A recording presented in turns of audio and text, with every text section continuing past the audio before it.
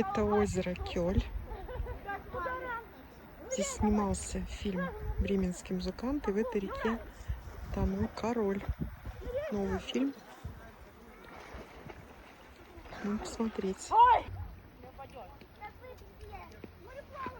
Изумрудная вода, цвет воды.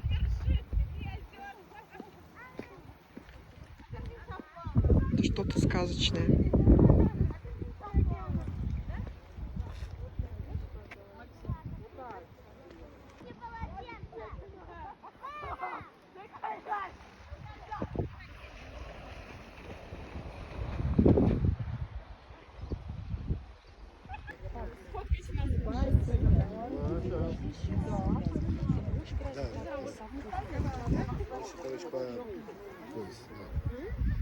Да.